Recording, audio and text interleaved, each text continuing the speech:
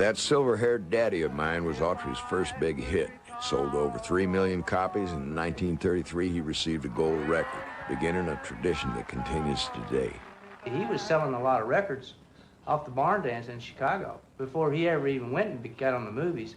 First of all, he was, in those days, bigger than Garth Brooks is now, and then they put him in movies and he became bigger than all of them, you know. If I could erase the lines from your face and bring back the gold to your hair. Back in those days, radio stars were more popular than movie stars, so they hired us, just didn't have to have a part, just put you in it.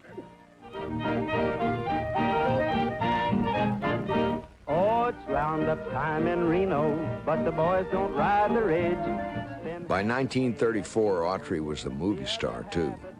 He went on to do 91 films, sold more than 50 million records, and starred on his own weekly national radio show.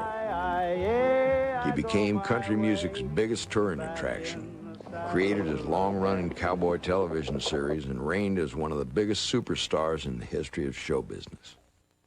Why is Gene Autry a superstar? People have been asking that for years. I don't know. I heard Ranger Doug once talk about how the likability of Gene Autry, and that he just has this likable American sort of flat Midwestern voice that's very accessible. Take me back to my boots and saddle. He's a man's man and a fine gentleman, you know, and this is sort of communicated through his singing. Every day along about evening. In the 30s, there came a whole new crop of songwriters to write for the movies, but they were brilliant writers, still some of the best that this music's ever known. Bob Nolan, Tim Spencer, and their songs were sweeping and majestic. They were about the West. They were about the wide open spaces and the free life and fresh air, and not so much about branding and taming wild horses. It's time to climb into my saddle and ride the Navajo Trail. The Sons of the Pioneers pretty much invented what we do. That's right. I would say. Wouldn't you say, Ranger Doug? Sure would.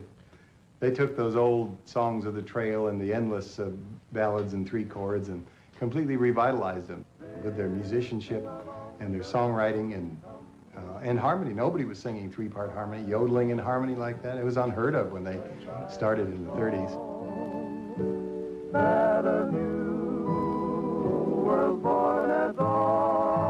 I'd never heard any real, honest, to goodness Western music till I heard the Sons of the Pioneers. Wait till he finds the moon above on her side. She'll get him beneath that good old Indian sun. The most famous of the Sons of the Pioneers was founding member Leonard Sly, who became Roy Rogers. None of us could read music, so we'd get records and memorize the songs from them. My favorite was getting one of Jimmy Rogers' old country songs and singing the yodel and doing the yodel with it, because I liked the yodel. From the time I can remember, I could yodel. Roy Rogers took Jimmy Rogers' yodel that he was doing and just developed it to this incredibly tricky, complicated, art that it is now.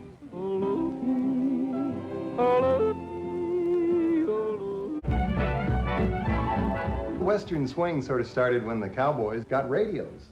And they could hear the dance bands, the Dixieland bands from up north, from Chicago and New York, and they put that dancing swing beat to the cowboy music they were singing, and people started dancing, and it became a sensation.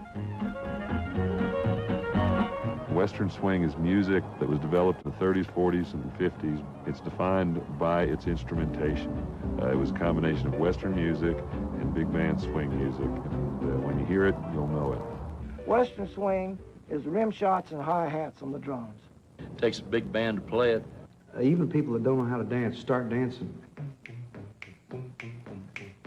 As opposed to,